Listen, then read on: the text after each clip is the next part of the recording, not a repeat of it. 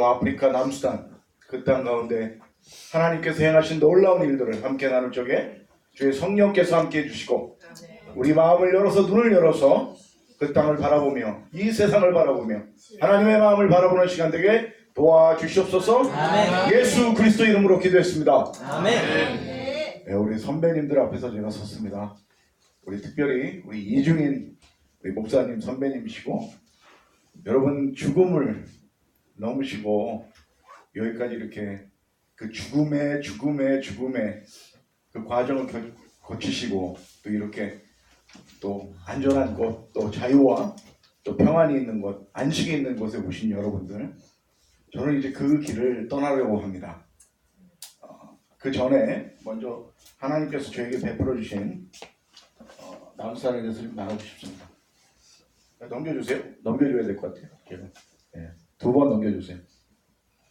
네, 말씀 한번 읽을까요? 우리 오늘 하나님의 말씀 로마서, 여러분 암송도 하시는 분도 계시는데 우리 말씀 먼저 읽고, 자, 로마서 1장 16절 17절입니다. 우리 제 신약성경 240페이지인데 로마서 1장 16절 17절 우리 다같이, 제가 좀 성경이 달라서 틀려도 같이 읽습니다. 시작. 내가 복음을 부끄러워하지 아니하노니 이 복음은 모든 믿는 자에게 구원을 주시는 하나님의 능력이 됨이라. 첫째는 유대인에게요 또한 헬라인에게로다. 복음에는 하나님의 의가 나타나서 믿음에 이르게 하나니 기록된 바 오직 의인은 믿음으로 말미암아 살리라 함과 같으니라. 아멘. 여러분 복음에는 하나님의 능력이 나타납니다. 아멘. 여러분 복음이 무엇이에요? 복음은 예수 그리스도십니다. 아멘. 제가 2010년도에 저는 이 땅을 전쟁의 나라로 부릅니다. 이 땅은 원래 수단이라는 나라였어요. 이 지역은 여러분 아프리카가 이렇게 있으면 동부에 속해 있어서 우리가 동부 아프리카라 부르는데 그 주변으로는 이디오피아가 있고요, 소말리아가 있고, 케냐가 있고, 거기 가운데 우간다가 있고, 그 옆으로는 디아 콩고라고 해갖고 민주 콩고가 있고, 그 위로는 중앙 아프리카가 있고, 그 전체적인 지역의 가장 큰 땅이 바로 수단이라는 나라였습니다. 수단은 40년 동안 남쪽에 있는 사람들과 북쪽에 있는 사람들과 전쟁을 했어요. 여러분 40년입니다. 우리나라도 3년 동안 전쟁이 있었잖아요. 우리나라 제가 기록을 보니까 우리나라 3년 전쟁 동안에 우리 남한, 북한 다 합쳐서 300만 명의 사상자가 발생됐다고 합니다. 그 300만 명의 숫자는 2차 세계대전 때 죽은 숫자와 거의 맞먹는 숫자라고 합니다. 여러분 3년 동안 300만 명이 죽었는데 여러분 40년 동안 전쟁이 났어요. 다시 말해서 2세대가 지나간 그런 나라입니다. 전쟁을 겪고 드디어 제가 2010년도에 이 전쟁의 나라에 들어갔는데 2011년에 드디어 수단과 남수단이라는 나라로 분리독립해서 이름을 남수단이라는 나라로 이름을 바꾸고 이제 본격적으로 198번째 UN 회원국으로 가입해서 주권국가로서 2011년부터 남수단이라는 나라가 시작되었습니다. 제가 그 땅에 2010년도에 갔는데 전쟁이 끝나기 직전 1년 전에 갔었죠. 제가 사진을 이따 보여드리겠지만은 정말 여러분 우리나라에서 저도 전쟁을 경험하지 못했어요. 우리 북한도 사실은 전쟁이 일어나지 않았잖아요. 전쟁을 준비한 거지. 정말 전쟁이 시작되면 정말 끔찍합니다. 제가 하루에도 몇 번씩 피난을 갈 정도로 반군과 정부군과의 싸움, 또 약탈하는 사람들이 와서 마을을 습격하고 늘 모든 사람들이 총 한 자루씩 가지고 있어야 돼요. 왜냐하면 자기를 보호하기 때문에. 그런 나라에 하나님께서 저를 2010년도에 파송해서 남산 선교사로 가게 하셨습니다. 그리고 2011년에 독립을 했고요. 근데 여러분 그렇게 40년 동안 수단과 전쟁에서 분리독립했으면 이제 평화롭고 잘 살아야 될 거 아니에요. 서로 사이좋게. 남수단의 부족은 193개족, 거의 200개 종족이 있다고 합니다. 근데 2011년에 독립을 해서 이제 200개 부족끼리 잘 살면 되는데 이제는 반반씩 50대 50으로 이제 부족이 갈라져서 2013년에 3년 만에 이제는 대통령 부족과 부통령 부족이 전쟁이 시작되었습니다. 전쟁의 나라예요. 죽음의 나라예요. 여러분 40년 동안 이 세컨 제너레이션 두 세대가 지나가 수많은 사람들이 죽었는데 이제 또 200개 부족 100대 100으로 나눠서 2011년부터 2013년까지 이제 전쟁이 3년 만에 다시 전쟁이 시작되고 지금도 아직 전쟁이 멈추지 않고 있는 나라가 바로 남수단입니다. 제가 2016년에 마지막으로 저희 마을에 방문이 들어와서 더 이상 사역을 진행할 수가 없어서 저도 저희 마을 사람들과 함께 피난을 가게 되었습니다. 그 얘기를 좀 더 해드리고요. 예, 저희 가족들입니다. 하나님께서 은혜를 베푸셔서 4명의 자녀가 있습니다. 남한에서는 4명 낳는 사람 별로 없어요. 1명이나 요즘 안 낳더라고요. 저는 4명 낳고 요 막내들은 쌍둥이에요. 예, 하나님께서 저희는 3명만 가지려고 그랬는데 3명이 나오더만 4명이 나오더라고요. 동시에 5분 간격으로. 하나님의 축복입니다. 우리 목사님도 우리 쌍둥이 아빠지만 저도 쌍둥이 아빠입니다. 네. 오늘 하나님께서 주신 이 말씀을 잠깐 나누면서 간증을 이어가려고 하는데 여러분 오늘 이 말씀은 사도 바울에 관한 말씀입니다. 여러분 사도 바울은 원래 이름은 사울이었어요. 여러분 사울이 어떤 사람이었습니까? 그는 사도행전 7장에 보니까 최초의 순교자 스테반 집사를 돌로 쳐 죽이는 그 끔찍한 현장에 그 증인으로서 서 있던 사람이었습니다. 하나님에 대해서는 보통 열심히 아니 하나님을 섬기는 그 열정은 누구도 따라갈 수 없는 청년 사울. 이 구약의 말씀은 능통한 가말리아라는 그 선생 안에서 이 구약 성경을 완벽하게 공부했던 사람이었습니다. 그는 어느 날 예수를 믿는 사람들이 이 온 세상을 어젯분 이 예수쟁이들을 잡아 죽이기 위해서 특별히 그 어떤 문서를 받아서 감옥에 가두는 어떤 비밀 경찰 역할을 하는 그런 청년 사울이었습니다. 그리고 결국에는 그가 최초의 순교자 스테반 집사 순교하는 그 앞에 증인으로 서 있던 사람입니다. 여러분 사도행전 9장 4절 5절에 그 예수를 핍박하는 사울 청년에게 예수 그리스도가 나타나셔서 이렇게 얘기합니다. 우리 같이 한번 읽어볼까요? 땅에 엎드려져 들으면 소리가 있어 이르되 사울아 사울아 내가 어찌하여 나를 박해하느냐 하시거늘 대답하시되 주여 누구시니까 이르시되 나는 내가 박해하는 예수를 핍박하는 사울에게 예수님이 찾아가셔서 이렇게 얘기하신 거예요. 그 다음 거 같이 읽어볼게요. 15절 시작. 주께서 이르시되 이 사람은 내가 내 이름을 이방인과 임금들과 이스라엘 자손들에게 전하기 위하여 택한 나의 것이다. 여러분 원수 예수의 원수예요. 예수님의 원수인 그 청년 사울을 예수님이 직접 만나시고 그에게 사명을 주시는 거예요. 어떤 사명이에요? 이방인과 임금들과 이스라엘 자손들에게 온 세상에 예수를 증거하는 그 일을 그에게 맡겨주신 그 놀라운 일이 일어난 것입니다. 여러분 복음이신 예수님을 만나신 경험이 있으십니까? 네. 여러분이 어떤 상황에 처해 있든지 상관없이 예수님은 여러분을 만나십니다. 왜냐하면 복음은 예수 그리스도이기 때문입니다. 여러분 저는 여러분 월드컵 공원 가보셨어요? 혹시? 가보신 분 한번 손 들어보세요. 많이 갔다 오셨네. 안 가보신 분들 어디인지 모르지만 하여튼 되게 좋은 동네입니다. 지금 가면 거기 IT 방송국도 있고 하여튼 되게 좋습니다. 한번 꼭 가보세요. 근데 이 월드컵 공원 전에 이 지역은 난지도라고 불렀습니다. 쓰레기 처리장이에요.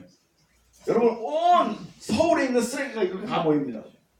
저희 부모님이 아버지 어머니 저희 외가댁도 여기 난지도고 저희 어머니 그러니까 저희 친가댁도 여기 난지도입니다. 어머니 아버지가 여기서 전쟁 이후에 여기서 정착하셔서 두 분이 결혼하시고 저를 여기서 낳으셨습니다. 저는 난지도 출신입니다. 요즘 바꿨죠? 월드컵 공원 출신도 이렇게 얘기해요. 월드컵 공원. 정말 냄새나고 가난한 사람들과 모여있는 곳이에요. 지금은 뭐 재활용이라고 해서 이렇게 뭐 플라스틱 뭐 이렇게 노르지만 이 당시에는 그냥 저희들이 여기서 놀고 그 냄새 나는 곳에서. 그래서 저는 한 가지 어렸을 적에 아주 그 자존감이 낮았어요. 왜냐면 제 주변으로는 냄새 나서 안 오는 거예요. 이 쓰레기 냄새가 난다고 내 몸에서. 근데 저희 어머니가 열심히 세탁도 해주시고 저도 열심히 닦았죠. 냄새 난다고 그러니까요. 그런데도 제 옆에는 친구들이 오지 않았습니다. 냄새가 난다고. 저희 아버지는 알코올 중독자셨어요. 뭐 이 당시에 제가 73년생인데 이 당시에 대부분의 한국 아버지들이 그랬죠. 이 잡도 없고 무슨 소만 있겠습니까? 술 마시면 그대로 있는 게 아니에요. 구타를 시작합니다. 요즘으로 좋은 표현을 하자면 가정폭력. 팔도 부러져버리고 갈비뼈도 부러져버리고 아버지의 그 가정폭력으로 견딜 수가 없어요. 남동생 하나 있는데 어머니, 남동생 전부 다 아버지가 술만 드시면 이런 환경 속에서 저는 정말 살 수만이 없었어요. 물론 뭐 북한하고 비교하자면 뭐 이런 데서는 대단한 거죠. 뭐 그죠? 여기서 뭐 잘 뒤져보면 좋은 것도 많이 나와요. 근데 그 당시 저 어린 나이에는 냄새나고 가난하고 아버지의 폭력으로 인해서 더 이상 저는 이 세상에 살 수가 없었어요. 정말 끔찍한 어린 시절을 겪었어요. 물론 뭐 제가 지금 여기서 얘기할 정도는 아니지만 근데 중학교 2학년 때 예수님이 저를 사도 바울처럼 찾아오셨어요. 저에게 말씀하셨어요. 내가 너를 사랑한다. 네 친구들은 냄새나서 너를 가까이 않지만 나는 너를 위해 십자가에 못 박혀 죽었다. 내가 죽은 이 죽음은 그 어떤 사람도 비교할 수 없다 말씀하시는 거예요. 나를 위해 십자가에 못 박혀 돌아가신 예수 그리스도. 저는 그날 그 예수님을 저의 인생의 주인으로 저의 구세주로 영접하게 됩니다. 그리고 나서 이제 중학교 3학년 때 저같이 이제 선교사님들이 와서 이런 간증을 하는데 필리핀 선교사님이에요. 그분이 이런 쓰레기 위에 필리핀에서 아이들이 먹고 자고 하는 거, 그 다음에 쓰레기를 뒤지며 사는 아이들을 보여줬어요. 그러면서 이 선교사님이 도전하는 거예요. 누가 저기 가서 복음을 전할까? 누가 저기 가서 이 아이들에게 복음을 전할까? 여러분, 저는 거기 출신이잖아요. 거기서 어떻게 사는지 다 알잖아요. 그 아이들의 아픔과 고통을 알잖아요.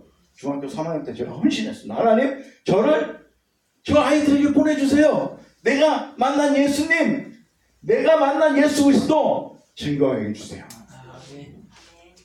그리고 나서 하나님이 저를 훈련시켜 주셨습니다.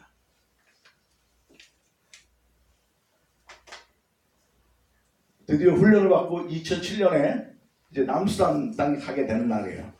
여러분 얼마나 많은 훈련이 있었는지 아세요? 여러 가지 있었습니다. 특히 영어. 여러분 영어 쉽지 않으시죠? 저도 지금 쉽지 않습니다. 영어를 열심히 배웠어요. 그래서 미국에 가서 공부도 한 거잖아요. 영어 배우려고. 지금도 영어 못합니다. 근데 어쨌든 그 훈련을 마치고 2007년에 드디어 남수단 땅에 가게 됩니다. 남산 국경에 다다랐을 때 여러분 아프리카는 중고차밖에 없어요. 새 차가 없어요. 있어도 못 사요. 너무 비싸니까. 근데 남산 국경이 저녁 때 6시쯤에 달려가는데 제가 물 좀 한잔 하겠습니다.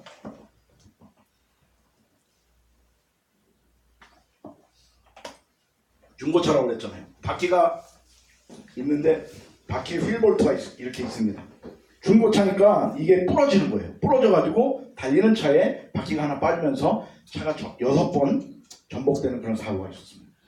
제가 6번, 경추 6번, 7번이 부러지는 중상을 당했어요. 4명의 선교사가 남산을 향해서 가고 있는 남산 넘어가 보지도 못했어요. 6년 동안 그렇게 공부하고 훈련하고 이제 드디어 남산 땅에 가는구나 했는데 넘어가 보지도 못했어요. 그리고 저는 그날 6번, 7번이 부러져서 6시에, 저녁 6시에 거기서 있었어요. 저 지금도 기억합니다. 갈비뼈가 다 부러져서 오른쪽, 왼쪽, 6번, 7번. 숨이 안 쉬어지는 거예요. 이게 숨 쉬려고 그러면 숨이 안 쉬어져요. 하나님께 기도를 했습니다. 그리고 한 명의 선교사는 기절해 있었고 2명은 물론 다행히 경상이라 이렇게 저희들을 돕기 위해서 다른 차들을 세워야 저희들이 얼른 병원으로 가든지 할 거예요. 그 두 선교사들은 어떤 일을 하고 저는 기도를 했어요. 하나님 살려달라고. 일단은 숨이 안 쉬어지니까.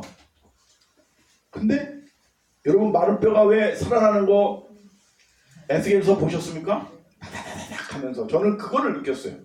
그 기도를 하면서 무릎 꿇고 기도를 하는데 6번, 7번이 부러지면 여러분 가보세요. 어떻게 되는지. 일어날 수가 없어요. 그냥 하반신 불쑥 오는 거예요, 바로. 근데 제가 무릎 꿇고 손 들고 하나님께 간절히 기도했어요. 살려달라고. 그거밖에 기억 안 나요. 그런데 이 갈비뼈가 맞춰지는 소리가 나더니 숨이 터지는 거예요. 아멘. 저는 그게 간증이에요. 아멘. 저는 지금도 2007년도에 저는 죽었다고 생각해요. 그러면서 제가 하나님께 질문하는 거예요. 병상에서 6개월 이거 2번 수술하고 6개월 정도 배열치료하는데 제가 하나님께 물어봐서 하나님 이게 말이 안 됩니다. 6년 동안 공부를 이렇게 시키시고 그 남수단 땅 가보지도 못하고 그 앞에서 꼬꾸라져가지고 지금 병원에 이렇게 누워서 이게 뭐 하는 겁니까? 그랬더니 하나님이 여러분 사도행전 24장 20절 나의 달려갈 길과 사도 바울의 고백입니다. 주 예수께 받은 사명 곧 하나님의 은혜의 복음 증거하는 일을 마치라면은 나의 생명을 좀 더 귀한 것으로 여기지 아니하노라. 아멘. 쉽게 얘기하자면요, 복음 전하는 데서는 목숨 걸고 하라는 거예요. 아멘. 하나님 말씀하셨어요, 저에게. 너가 지금 성경 훈련 그렇게 받았다고 좋아, 뭐 영어 얼마큼 잘하겠어. 너 한 가지 부족한 거 있다. 너 정말 예수를 위해서 죽을 수 있느냐? 이 복음을 위해서 목숨을 바칠 수 있느냐? 2008년에 저희가 쌍둥이가 태어났어요. 그래서 재밌는 얘기 해드릴게요. 이제 큰애 둘째 애가 있었잖아요. 근데 제가 재활훈련을 할 때요, 재활훈련. 이게 목도 못 가누고 이럴 때 임신이 된 거예요. 좀 웃어주셔야 되는데. 아니 목도 못 가누는데 임신을 했다니까요, 아내가. 여러분 기쁘겠어요? 안 기쁘겠어요? 기쁘겠죠. 근데 쌍둥이에요. 더 기쁠까요? 안 기쁠까요? 아 기쁘죠. 쌍둥이니까. 저희 어머니 난리 났습니다. 어떻게 할 거냐고, 어떻게 먹여서 할 거냐고. 그러고 보니까 목도 못 가누는데 어떻게 된 거냐고 그러더라고요. 근데 이 아이들이 8개월 만에 태어났어요. 그 우리 은진이 은선인데 은진이가 1.8kg이고 우리 은선이가 800g짜리. 우리 은선이가 거기서 안 자라니까 의사들이 이 아이를 살리기 위해서는 이 제왕절개를 통해서 8개월 만에 이게 태어나게 한 다음에 인큐베이터에서 살려야 된다는 거예요. 아이들이 3개월 동안 인큐베이터에 있었어요. 그때도 또 동일하게 하나님이 저희 가정에게 말하는 거예요. 너의 목숨뿐만 아니라 여러분이 목숨보다 소중히 여긴 게 누구예요? 애들이잖아요. 가족이잖아요. 네 목숨은 저는 내줄 수 있었어요. 그거는 내가 결단했으니까. 난 바칠 수 있습니다, 하나님. 그러면 너의 가족은 어떻게 할 거냐? 그 아이들이 생사를 오고 갈 때예요. 의사들은 살 수 없다고 그랬어요. 우리 목사님도 그때 우리 미국에서 태어난 아이들이 기도 많이 해주셨어요. 중복에도. 그 아이들이 정말 생사를 오고 갔어요. 그리고 그 병원이 대학병원임에도 불구하고 800g짜리도 살린 적이 없대요. 하나님께 기도했어요. 하나님도 동일한 말씀으로 말씀하십니다. 너의 가족의 생명까지도 복음을 위해서 버려야 된다. 그래야지 선교사가 된다 이거예요. 이 과정을 거치고 2010년도에 갔습니다.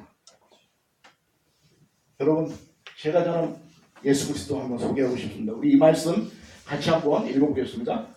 복음 앞에 부끄럽지 않게 살았다고 사도 바로 오늘 로마서 1장 16절에 내가 이 복음을 부끄럽지 않았다. 이 뜻은 뭐냐면 나는 예수 그리스도를 사람들 앞에 증거하는 것, 내가 예수 그리스도 때문에 핍박받는 것, 고난받는 것 부끄럽지 않게 살았다고 고백합니다. 고린도후서 11장 23절 27절 같이 읽습니다. 시작. 내가 스스로를 넘치도록 하고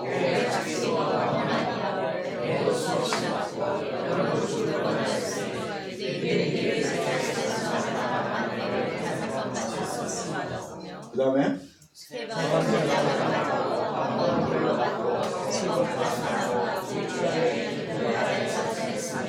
여러 번 여행하면서 강의 위험과 강도의 위험과 동족의 위험과 이방인의 위험과 신의 위험과 광야의 위험과 바다의 위험과 거짓 형제 중의 위험을 당하고 또 수고하며 수고 여러 번 자지 못하고 줄이며 목마르고 여러 번 굶고 춥고 헐벗었느니라. 여러분 또 읽어볼게요. 히브리서 11장 믿음의 장이죠. 여자들은 자기의 죽은 자들을 부활로 받아들이기도 하며 또 어떤 이들은 더 좋은 부활을 얻고자 하여 심한 고문을 받되 구차하게 풀려나기를 원치 아니하였으며 또 어떤 이들은 조롱과 채찍뿐만 아니라 결박과 옥에 갇히는 시련도 받았으며 돌로 치는 것과 돌로 켜는 것과 시험과 칼로 죽임을 당하고 양과 염소의 가죽을 입고 유리하여 궁핍과 환난과 학대를 받았으니 이런 사람은 세상이 감당하지 못하느니라. 그들이 광야와 산과 동굴과 돌에 유리하였느니라. 아멘. 여러분, 예수 믿으면 축복받는 거지. 이거 축복입니다. 복음을 위해서 사도 바울은 고백한 거예요. 이게 사도 바울의 경험이에요. 믿음으로 산 우리 믿음의 조상들의 경험이에요. 복음을 믿는 그 순간에, 예수 그리스도가 내 인생의 주인이 된 그 순간에 우리는 죽음도 우리를 이길 수가 없는 것입니다. 아멘. 아멘. 아멘.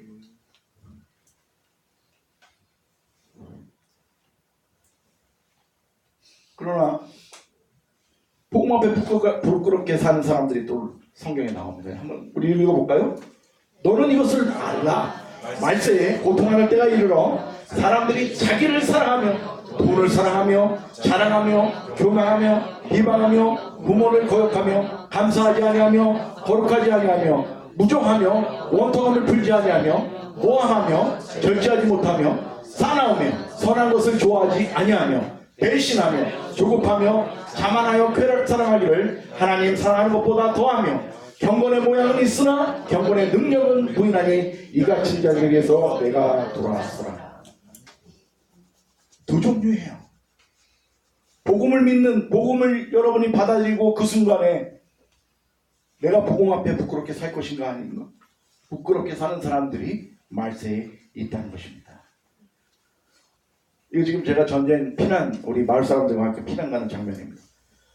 외국인은 저 혼자예요. 그 마을에 아무도 없어요. 한국 선교사들이 많지 않았어요.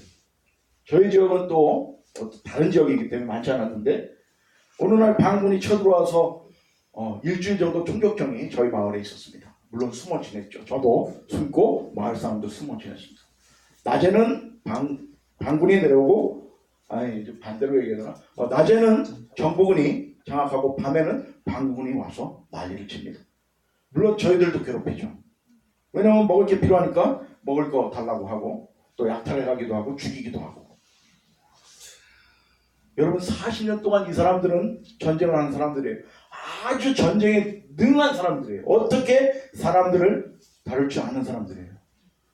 저희가 더 이상 사역이 진행되지 못해서 또 우리 한국 대사관 난리 나잖아요. 전쟁 나면 또 난리 나거든요.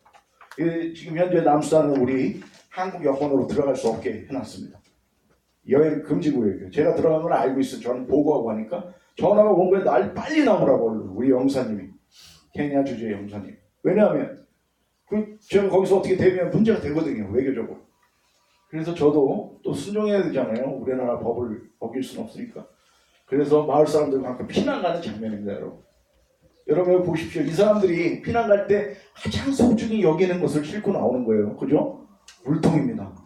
아까 여러분 영상에 보셨지만 배고픔과 굶주림인데, 목마름인데, 배고픔은 어떻게 참아요? 물이 없으면 살 수가 없어요. 그래서 이제 물통 가지고 가는 거예요.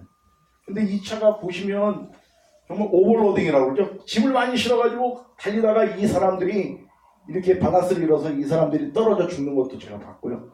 지금 여기는 총알같이 달려야 됩니다. 왜냐하면 반군이 공격할 수 있기 때문에. 정부군도 공격합니다. 그래서 이 지금 거의 한 100km 밑으로 지금 달리고 있는 중에 제가 찍은 겁니다. 이제 나중에 1년 후에 우리 사역자들을 만난 건데요. 그 많던 사역자들이 없고 지금 몇 명만 남았어요. 그래서 제가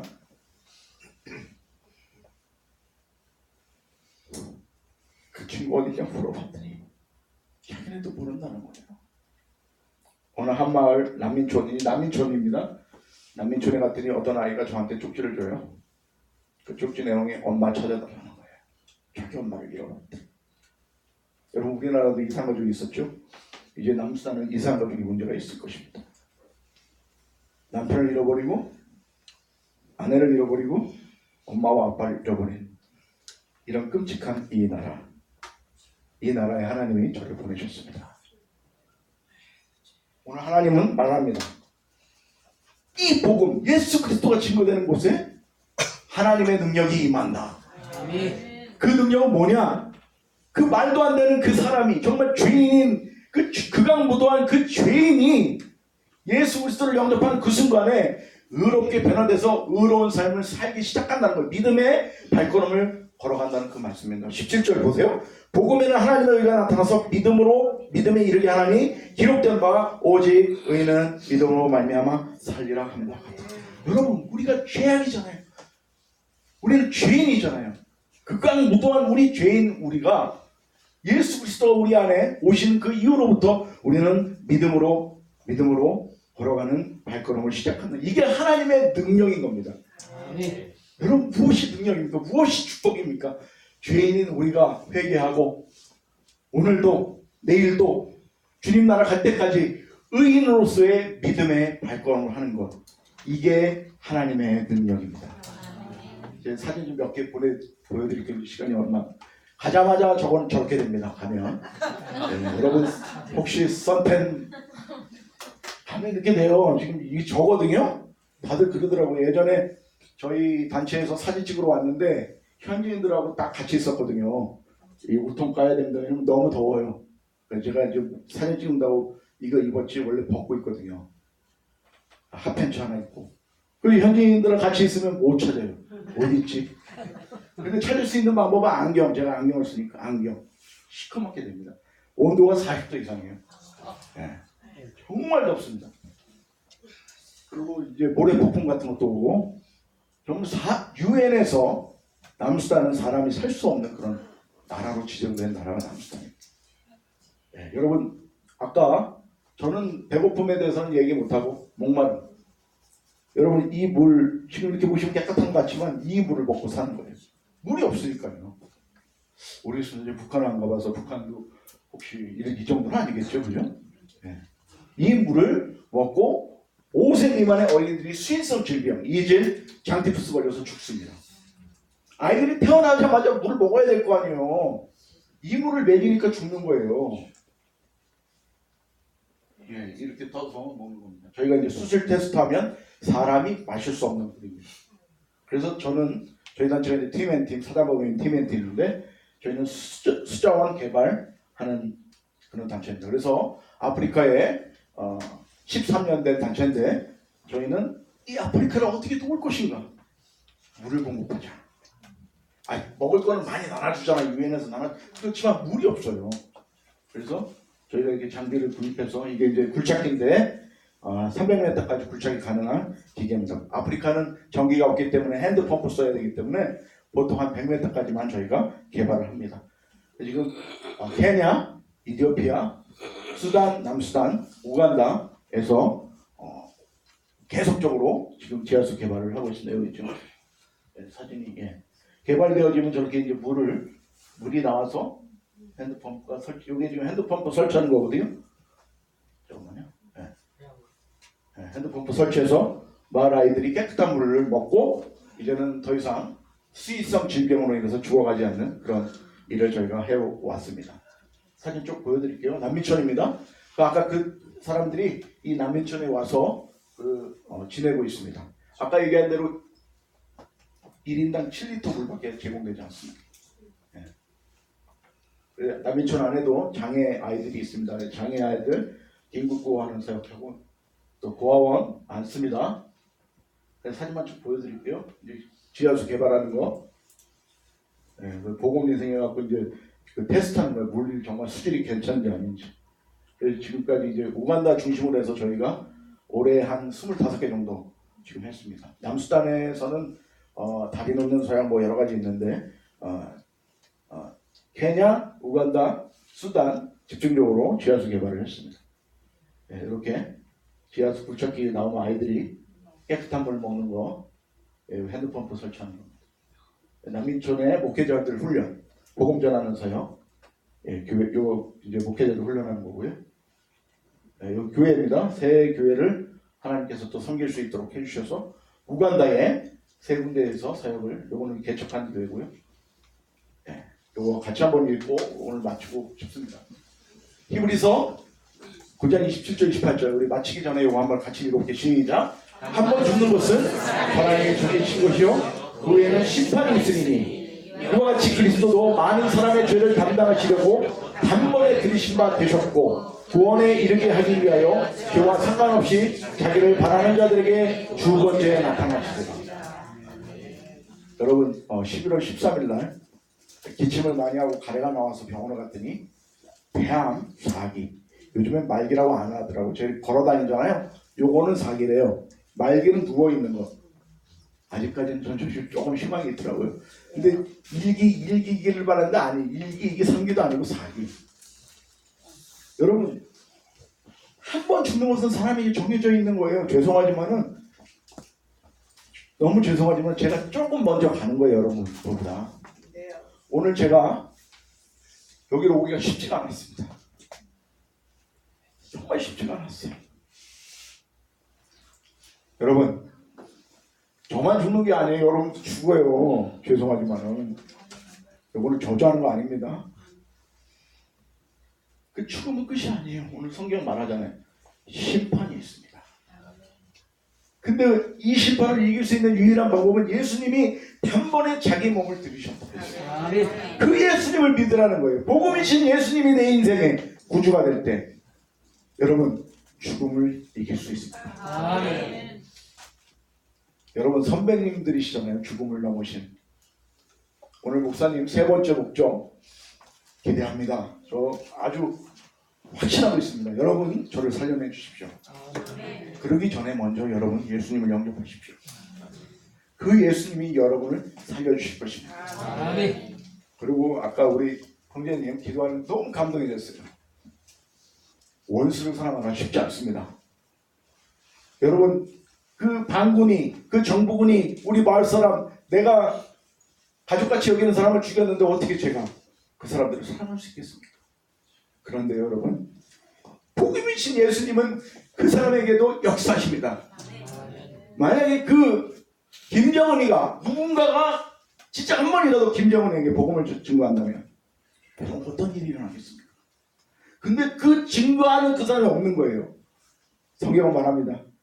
복음을 들고 산을 넘는 자들은 아름답다. 저는 소망합니다. 어느 날 김정은뿐만 아니라 모든 북한 사람들이 복음이신 예수님을 영접하고 인생의 주인으로 그 주체 사상이 이제는 하나님의 인생으로 바뀌면서 믿음의 믿음으로 걸어가는 그 인생을 살 날이 곧 오리라고 확신합니다. 아멘. 여러분 저를 위해서 기도해 주십시오. 그리고 이 남수단을 위해서 기도해 주십시오. 이 시간에 같이 기도하는 시간 갖겠습니다. 여러분 아프리카 땅에 전쟁의 나라 남수단 오늘도 그들은 전쟁 가운데 있습니다. 부모를 찾아달라고 저희의 주머니에 쪽지를 넣은 아이. 오늘도 수많은 사람들이 몇 명이나 죽는지 알 수는 없습니다. 물이 없어서 더러운 물을 먹어서 죽어가는 그런 사람들. 1인당 하루에 7리터밖에 공급되지 않은 이 끔찍한 아까 영상 보셨잖아요. 아프리카는 돈이 필요한 거 아닙니다. 1리터의 물을 달라. 우리 하시면서 기도해 주십시오. 1리터의 물을 달라. 여러분 북한 땅을 위해서 여러분 기도하시잖아요. 이 유일한 해결 방법은 하나밖에 없습니다. 복음이신 예수님 그들에게 역사해 주십시오.